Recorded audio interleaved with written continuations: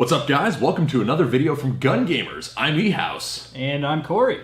And Cory and I have been playing together a lot recently with a particular methodology that I'm sure some of you are familiar with, and that is Recce, at least as Recce applies to Airsoft. Which, Recce, if you are unfamiliar, stands for, it's shortened for the word reconnaissance, which is scouting. And the whole idea of Recce in Airsoft is this mid to long range, fast moving individual who does a lot of scouting, not always direct action, but mostly like on the outskirts, really trying to create chaos and being the eyes and ears for whoever is in charge. Yep. And we've been doing that a bit, especially at fields like Ground Zero Airsoft in Connecticut and Hunters Creek Airsoft in South Wales, New York. We've been going out and playing more of the style of trying to, be out in the field and kind of sustainable with our kits and fast-moving, light, and able to spot out targets and kind of plan engagements before getting into engagements. Yep. In Airsoft, reconnaissance is always a tricky thing. You do end up getting into direct action a lot more and a lot more quickly than you would in the real world. Yeah. So when we're talking about Recce kits today, really it kind of applies in general to what I would call really sensibly built field kits. Yep. For games where you are out in a field as opposed to, say, something like River City, which is kind of more urban, or something that's CQB. Like planning your shit for when you're actually hiking. You're hiking out for your Airsoft game. Yeah, this is what we prefer, and this is how we set things up in our methodology for that kind of thing. Like last weekend in Connecticut, we probably walked in, how far do you think we walked in 8 hours of playing? Oh my God, we did at least a lot of 5 moving. miles, I feel like. We moved so much. We did a lot of moving. If you counted up the total steps on that, it was probably absurd. Because we would always take whatever out of the way job needed to be done. We would go do it. Yep. So that's what Recce does. Recce is almost like Speedsoft for field games in some ways. That's a good analogy. You're a little more restrained with your engagements when you need to be, but you're fast moving and you're light. Yes. So that it kind of is in a weird way. Yep. We'll start with the guns. Okay, yeah. Yeah, so you start with your gun, because your gun's a little more purpose-built. Okay, so this is Crytek Mark II SPR, and up here I have a 1:4 magnified variable zoom optic. I have a grip pod on here because, I don't always use it, but it does come in handy if I have to lay down and really put some support fire down. If I'm at a field that allows full auto, I'm not afraid to use it. And this thing turns into a Recce rifle into a light machine gun with a flip of a switch. And I know some people are going to be kind of triggered by that, but that's all right. Then I have just a GI issue flashlight with a Magpul offset mount and a pressure pad. I usually keep the battery out of the flashlight unless I actually need it, because it's just a waste. And then up front, I have Troy Industries battle sights. They're low rise. They're real steel, so funny story with these. I got them for my AR-15 and hated them because they were terrible with adjusting. And I didn't necessarily want to get rid of them because they looked really nice, so I put them on this guy. And then the rail system on here, as you notice, it's not a Crytek Defiance rail. It is a Mad Bull Daniel Defense licensed 12-inch light rail. Now, I know what you guys are thinking. Why would you put an RIS rail onto a gun that had a key mod rail that's lighter? Well, the thing is, volume does not equal mass, therefore this rail is probably lighter than the actual Defiance rail. And without the scope, this gun weighs next to nothing. And it is long, and internally, this is stock. And I usually run it with 0.3s or 3.2s, and it's more than accurate at around 200 feet. So what's the methodology behind the attachments you have on? Like, what is why the optics, why the... All right, so variable zoom. First reason I run a magnified optic is because I have terrible eyesight. Contacts don't work for me, and this really helps with PID, which is personnel identification, which is very important if you're going to be doing recce stuff. If I want to see how many buttons this guy has on his shirt, I can do it at Airsoft range, which is fine. I'll sacrifice the bulkiness, I'll sacrifice the little bit of weight that there is for an optic where I can really see the details on somebody. The flashlight is for, I mean, when things get dark, obviously, but it's a smaller flashlight, it's a lighter flashlight, and that I like. And then the sights I have just in case this scope fogs up way too much or it breaks or anything. And I don't run a suppressor on that because I mean it would just add length to the rifle and it's already long enough. 2-point adjustable Vtec glorious sling is so important for recce. When you're moving around and running around ridges, it's really nice to have a sling that you can actually patrol with and tighten to your body. And the way I have it set up is right underneath the optic and on the right side, which is the most comfortable if I have to switch shoulders, if I have to go into an urban environment and I don't get choked out by my own sling. But having a quick adjust sling is just, I mean, it's the way to go, especially if you have to climb hills and use trees as rests and support when you're climbing all these ridges. It's great to have, for sure. So, I mean, that's basically all I have for my rifle. I love it. It runs great, stock, and I don't think I've ever had more success with a gun in Airsoft than this guy right here. Yeah, and that's the thing with recce rifles, is they're usually, we'll talk a little bit about the internals on these, they're usually as close to the normal field limit as you can get just about without going over. Yep. Because for a recce rifle, it's a little different from a DMR. Now, a recce team having a DMR on hand or a sniper on hand is probably a good thing.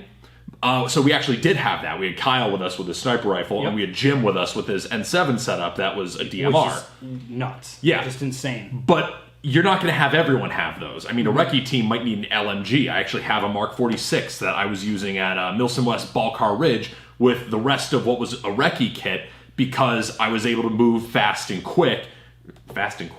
I was able to move and be fast and light with my Mark 46, which is a big machine gun, but I was able to do that. But for our recce games, normally what I'll often use is just my Crytek. I know, there's a lot of Crytek on this table. Ooh, surprise. Yeah, and this guy shoots about 380 with twos, which is, right up there, getting up toward the limit of most fields being 400.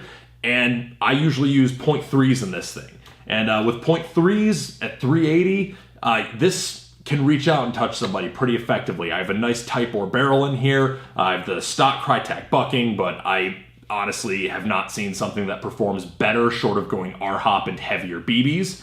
And that is my setup, basically. It's just a normal setup that I find light and handy and easy to carry. The Vtec rail and the muzzle device those are just for looks. I mean, come on. But I have a 2-point sling, as Cory mentioned, because having a 2-point sling is just very convenient. Another thing you can do with 2-point slings that I feel is important for recce kits is you can actually tighten the sling to the point where it becomes shooting support. And when you're doing recce stuff, you might find yourself in a position where you're holding a position for a while because you're doing reconnaissance or an ambush or whatever you're doing, and getting it so that you actually have that sling pulling against your body for shooting stability helps fight fatigue. Mm-hmm. What I'll actually do sometimes is I will tighten my sling further, take my hand off my foregrip to eliminate wrist strain, and then I can brace my arm against my knee and just have a totally bone-supported shooting position and not have to worry at all about really anything. And I have a very stable, very easy shooting position that keeps the weight of the weapon off of my wrists and my arms. And that's something you can do with a 2-point sling that you can't do with something like a 1-point. Now, a 1 to 2-point convertible, you could do it, but not ideal. And as for the length of the rifle, I mean, that's completely arbitrary. You could recce just as effectively with like a PDW length gun in Airsoft usually. Size does not matter. Yeah, if you're using a quality barrel and quality BBs, anything works. Just the traditional look and my personal ergonomics, I like the 14.5-inch length. Cory is the 16-inch with the 12-inch rail, but that's all personal preference. But other than that, you're basically mimicking almost the building methodology of a DMR. You want as much accuracy and as much trigger response and as much performance as possible just within the normal rifleman limits. And I know that I'm usually not much for upgrades, so I opt for reliability, and that's why I just use a stock Crytek gearbox. I found that very easy. Everyone else is going to have their own opinions over what the best platform is. A lot of people are really fond of GMP and VFC. I have nothing negative to say about either of those, if those are what you prefer. So you go off and be happy with those, because I'm sure you will be. But this is what we use. This is what we have. As far as kits go, like I've said, the point of recce in Airsoft is to be light and to be fast and to be able to move quickly and not have your gear weighing you down. So I want to immediately toss plate carriers out the window for 90% of recce use. For 90% of Airsoft use, really. I just don't find that the extra bulk and the loss of breathability of a plate carrier is really ever beneficial. I'm still wondering why people go to Hunter's Creek and plate carriers when it's 90 degrees out and you have to climb hills with ridiculous gradients. Yeah. When you're climbing ravines and you're climbing ridges and you're hiking hard, why you would want to weigh yourself down and choke yourself, not choke yourself, but kind of overburden yourself and overheat yourself with a plate carrier, it's not a good choice in my opinion. We have two different setups here. I have what I would call a light recce, where this is a kit for a field game where you're not expecting to have to sustain yourself for any length of time. Mm-hmm. This is, I'm at a field, all I need is what I need to play for the half. Like, this is a good kit for 3 or 4 hours at a time. You don't have to go back and you don't have to worry about food and stuff like that. All you need is water, ammo, and comms, and maybe emergency supplies. This is what I have. That's all I carry for things like Ground Zero and Hunter's Creek. What Cory has might be a little bit better as like your load-bearing equipment for, say, a Milsim West game, where you're going to have your main sustainment gear in your ruck, but maybe you want to have some food, some extra water, and that kind of stuff on you, and maybe, a warming layer, because you don't know the next time you're going to be back at your ruck at a Milsim West game. True story. It was terrible. Yeah. So what I'll often do is I will have, this kit, which is my light recce kit, and then when I go to Milsim West, I have a slightly different kit that actually has a proper larger assault pack. But I'll go over my lighter one first, because I'll be pretty quick. First of all, comms are crucial. If you're going to do recce anything, and you're not planning on reporting in to your teammates about anything that you're seeing and what you're doing, you're not recceing. You're just playing. You're just playing. Yeah, which is fine. That's fine. That's totally fine. But you need comms, and comms are absolutely critical. So what I use is I just use a Baofeng UV5R. Pretty standard radio, pretty good radio. I have an extended antenna here that I've policed through my shoulder strap so it's not, hitting me and getting in the way. This actually keeps it very nicely out of the way. People think these long antennas are unmanageable. If you police them, you can totally manage them. That's with anything. That's with straps. That's with wires. Mm-hmm. Just as long as you police them, it's not a big deal. And it doesn't have to be crazy extreme policing. I mean, this is Airsoft. It doesn't have to be like Fort Knox tight. Like, just put it on there and make it comfortable, make it be out of the way, and then you're good to go. Yeah, I would say that that's for like wires and antennas. Radios and whatnot, and anything you don't want to lose, that should absolutely be tight. Definitely. So I have that in like the expander wing of my Spiritus rig, and I will actually, put this bungee over the top and totally cinch that down. And that's not going anywhere between being held between my body and these buckles. Then mags. Let's talk about how much ammo you need. You're not going to need as much ammo as you think you need, probably. Yeah. But you want to make sure you have enough so that if shit goes down, you have enough ammo to stay in the fight. Exactly. For recce kits, usually anywhere from 4 to 6 mags, I find is good enough. Yep. But I'm talking mid caps. So these are 150 round magazines. So between having these 4 on my rig and the 1 in the gun, I have 750 BBs that I can put on target super easily. And then I carry my Odin Innovation speed loader in here. So I have 750 rounds on tap, plus another, I think it's 1,600 that the Odin carries. It's a lot. Yeah. So I have a lot of ammo on me in not a lot of space. And that's what I find critical for a light recce kit, is carrying as much as you can in as little space as you can. And the more you can ditch excessive bulk and excessive weight and have things that you can get at and use quickly, like the Odin, I can be mid-firefight or just getting back to the respawn and top off my mags, all 4 of them in like 30 seconds, if that, and then be ready to go again. So there's the speed. That's part of it. Then I have a couple pistol mags, because I'll usually bring my pistol with me for if I'm clearing buildings. I like being courteous. My high kappa shoots 1 joule. This shoots almost 400. I'd rather shoot people with my high kappa. And also at fields that have gun hit rules, having a secondary is nice. If I'm doing my D3, I actually usually will have my handgun in a chest-mounted holster. Yep. Because with these types of kits, and when you're hiking, keeping stuff off of your legs as much as possible is going to aid in your mobility. And comfort. Yep. Because you're going to be carrying this stuff all day. You might not take this rig off, especially if you're at something like a Milsim West game. Mm-hmm. You might be planning to wear this rig for days at a time. So you want something that is going to be comfortable and light and weight that isn't going to drag you down, weight that isn't going to jab into your sides. And that's why I will often prefer the chest holster, and at most I'll use a small dump pouch on the back of my belt. I don't run a battle belt for recce kits, because when I get running and when I get moving and when I really need to have mobility in my legs, I don't want pistol mags jamming into my gut. That's not anything anyone wants. But then I have a small utility pouch here, and in this pouch I have what I call the essentials to keep the primary running. I have a multi-tool for field repairs, because the most common repair I run into with my Crytac, or not my Crytac, this actually hasn't happened in years, but with anyone's guns, is the motor contacts coming undone.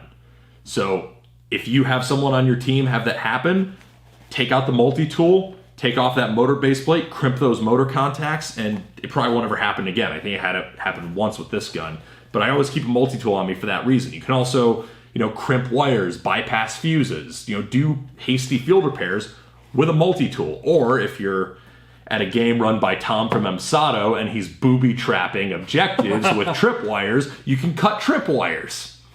Then I have an extra Get Titan power battery.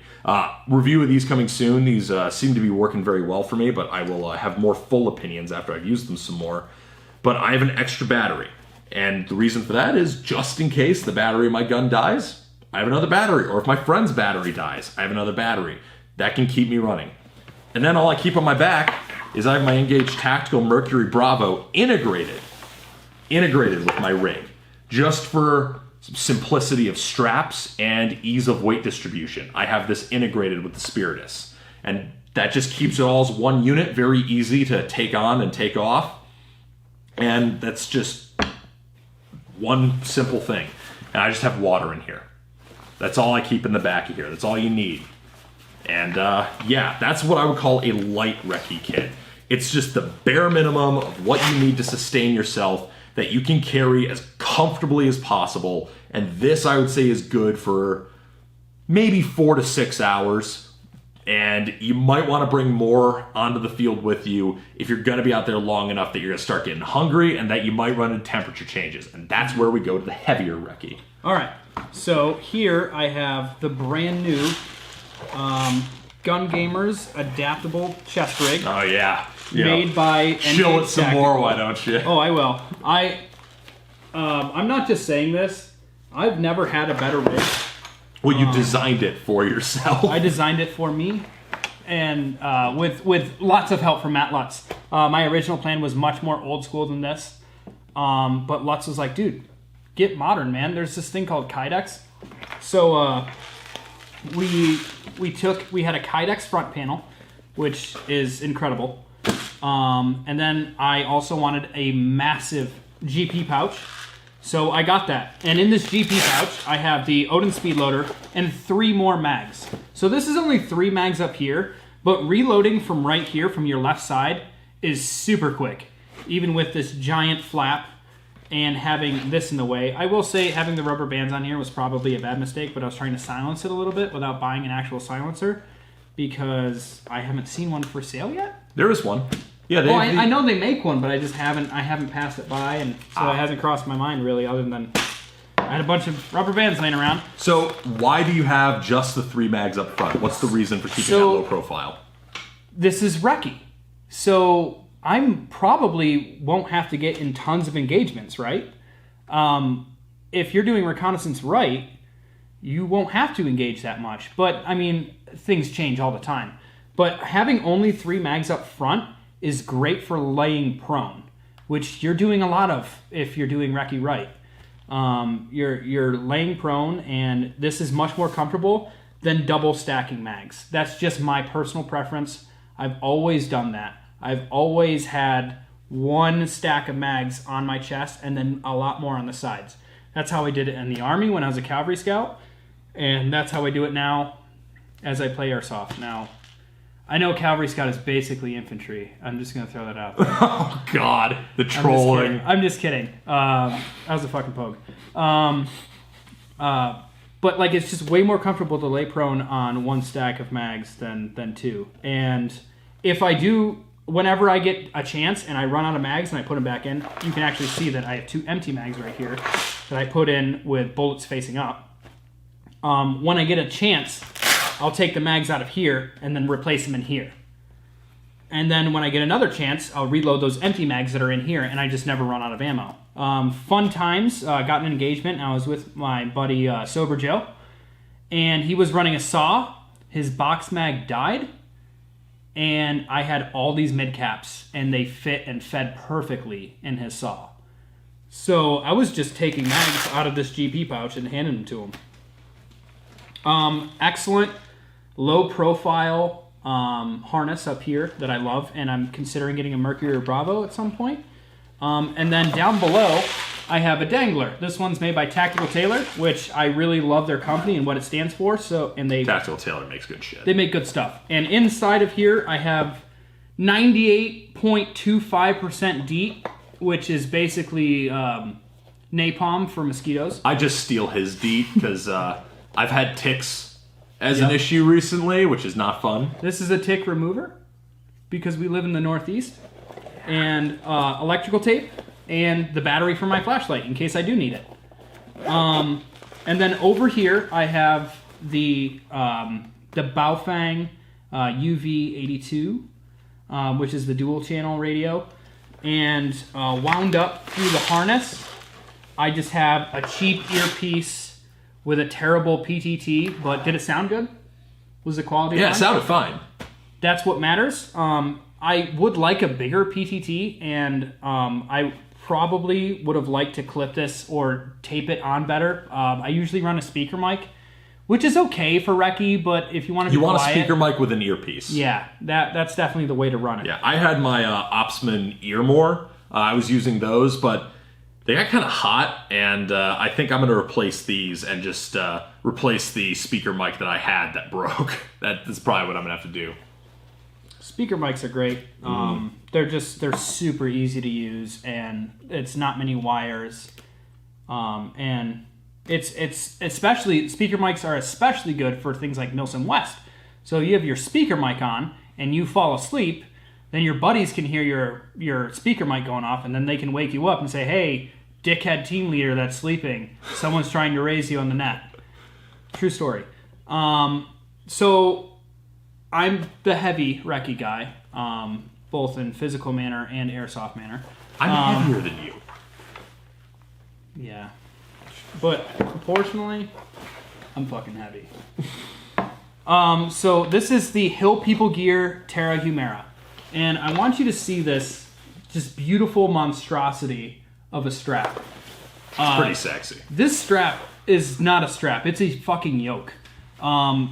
You can carry 50 pounds in here comfortably. I haven't done it, but I've carried a shit ton of weight in this for a week doing forestry and conservation stuff, chasing around salamanders and small critters and trapping stuff. And then... If you haven't put it together yet, Cory is basically the most interesting man in Airsoft. This is the Hill People gear, Terra Humera. And yeah, I was using this for forestry a couple weeks ago, and then I was using it for turkey hunting. I had a whole turkey decoy in this. 585 Outdoors. It's an off branch of Gun Gamers. It's going to be a thing. Give them a follow. If you would. With E House's blessing. And Redbeard is running it. Yeah, so Redbeard is still doing stuff, just not with Gun Gamers, yeah. The bastard. That fucker.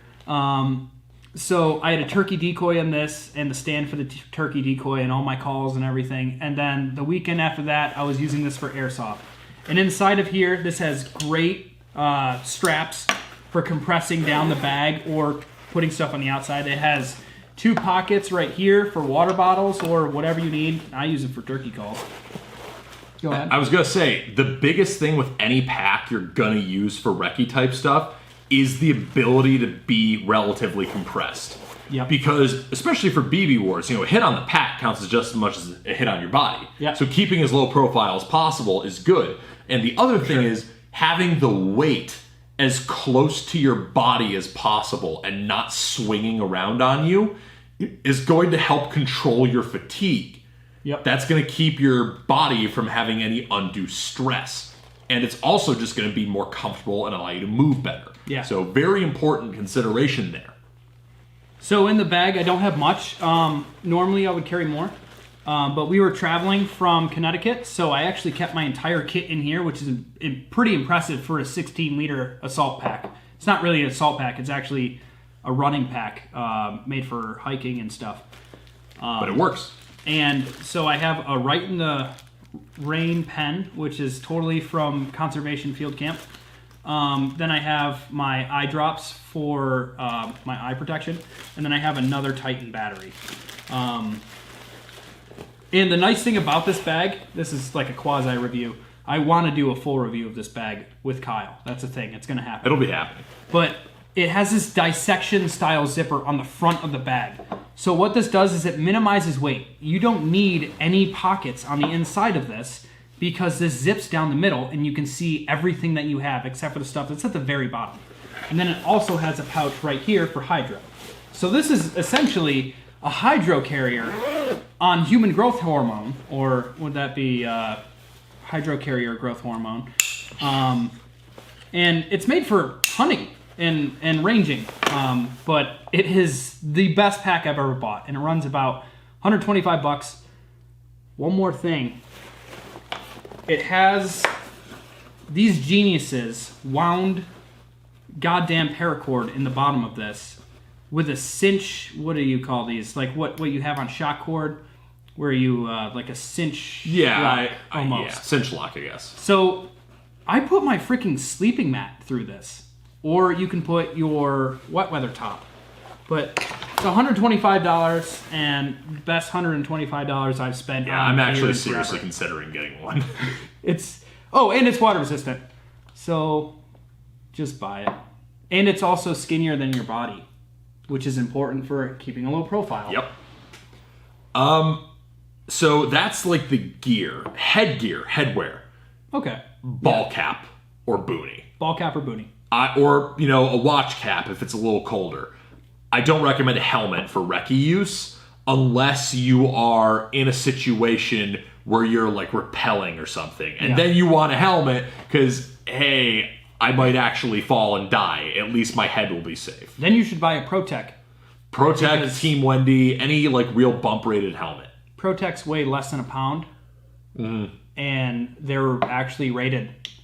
And they have a long history of being used in recce schools and recce positions by military and special operations. Expect a review of that too. Yeah. Sorry. Yeah, it's all good. As far as uniforms go, long sleeves. Because ticks and mosquitoes and bugs. I made the mistake of wearing short sleeves recently at Ground Zero. Yep. And you know what? I ended up going home and taking a shower after the ride, looking at my back and having a tick embedded in my back. And I had to be a contortionist to get the stupid thing out. So wear long sleeves for Recce. Roll them up at your own risk, but at least having something that covers your elbows is better than having open, short sleeves.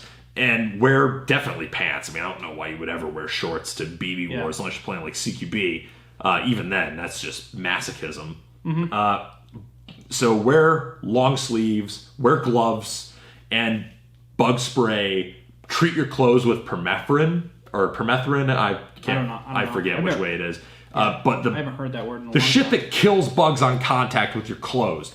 Treat your clothes with that. I'm actually in the process of doing that right now. And wear waterproof boots. Because if you're going to be hiking it through swamps or through rivers or anything like that, you want to be ready for that. Gaiters are also very good for dealing with mud and anything. And that allows you to wear like lower top boots so they're a little lighter. But then you put gaiters on with them, and that'll help you out. Definitely have them be waterproof. Or if they're not waterproof, be ready to change your socks and have extra socks with you. And wear merino wool socks. Oh. That's my number one recommendation. Godsend. Yeah. I don't know why people go to airsoft games and don't wear merino wool socks. It's absurd to me. Or just wear really good socks. But merino wool is like, that's prime. That is the really good socks. Yeah, those are the good socks. So for footwear, I was wearing Merrill Moab Adventures, which are the full leather series. They run for about $150. Don't buy them. I love Merrill, but they're not waterproof at all. I treated them with mink oil, and they still let water in. I did wear gaiters, and that did help a lot. I think I was literally walking through swamps in these boots, and I felt like my feet should have been a lot more wet. But they didn't get too bad. They were still bad, but they did dry fast, and that's one of the good things with merino wool. Is one, I almost feel like it's slightly water resistant. Well, because it does wick away. Yeah, wool is very moisture resistant in terms of insulation because you can still retain like 80% of your body heat with wet wool. Yeah, which is, that's why we wear wool socks even during the middle of the summer because that is still just the padding and the insulation that's going to keep your feet comfortable. You never know how cold it's going to get. If you're at an op that's overnight and it was 70 that day. It could get into the 40s at night. Especially if you're down south, and you southern boys know that. In Georgia, it gets cold at night, especially in those swamps. And once you're wet, you're screwed. So wool socks, definitely keep those around. Other than that, I mean, any other specific considerations are just like really situational. Yep. You need to evaluate, what your own field looks like, what your own uses are, and what your own purpose is. But hopefully these, tips and personal musings and observations were useful to you. Yes, sir. Feel free. I mean, I don't care. Message me on Instagram. I'm pretty easy to find. I talk about mustaches and metal a lot. It's pretty great. I have a little bit of experience with the Army and reconnaissance because I was an Army scout, but I got hurt, so I didn't get to do any cool stuff. But I truly, this is my favorite position, and I've pretty much played it most of my time, especially with gun gamers. If I played any other position, it was being a team leader. And let me tell you, if you can do reconnaissance and be a team leader at the same time, you're going to get shit done, and you're going to help people out. Especially your buddy who, a.k.a. Jim, who's super stressed out all night because his platoon is just full of imbeciles. Yeah. And just being able to identify targets, being able to interpret and make an inference about what they're going to do is huge. And that's half of what reconnaissance is just being a sensor and being a heavy hammer and a quick hammer when you need to be. So yeah, that was our video. Hopefully you enjoyed it. Be sure to leave your own thoughts down below if this is something you have experience and thoughts on. And in the meantime, I've been E House. And I'm Cory. And we hope you enjoyed this video. Peace. See ya. Thank you for watching this video from Gun Gamers. We hope you enjoyed watching it as much as we enjoyed making it. If you want to see more content from us, hit that subscribe button. And if you want to help support the channel, be sure to click the link below to buy a patch. Praise Judy. That is incredible. So this is a stout aged in bourbon barrels? Yes. A stout. I could definitely taste the whiskey influence. Yeah. It tastes a lot like a brandy wine. It does. I'm not going to lie. So this is Brooklyn Black Ops. It is 11.5% alcohol by volume. You know what this literally tastes like to me? This tastes like if you mixed like, not maybe a little Guinness, but like a little heartier than Guinness. Yeah. Because Guinness is kind of thin. This is like if you mixed Guinness. And a Scotch ale. And a Scotch ale. But I was going to say, it's like if you put whiskey into Guinness. Which I'm okay with. This is halfway to an Irish car bomb. It actually burns a little bit. Like I can actually feel a tiny bit of burn in the back of my throat. That's how much it has bourbon in it. Yeah, that's good. That's really good. Now that we're done nerding out about alcohol, as I feel like we always do. We definitely do that. All right. That's what we're known for. Yeah. We have to keep up the tradition. We got to give the people what they want. We do have to get and metal. We're also known for nerding out about metal. We're known for nerding about nerd stuff. Yeah, shout out to Signs of the Swarm and Fit for an Autopsy. Fuck yes. Two great fucking bands. Amazing bands. And Queens of the Stone Age. Queens of the Stone Age is really good too. That makes sense. Queens of the Stone Age hat, Fit for an Autopsy shirt. It's great. I mean, I see no problems here. Yeah. I have issues.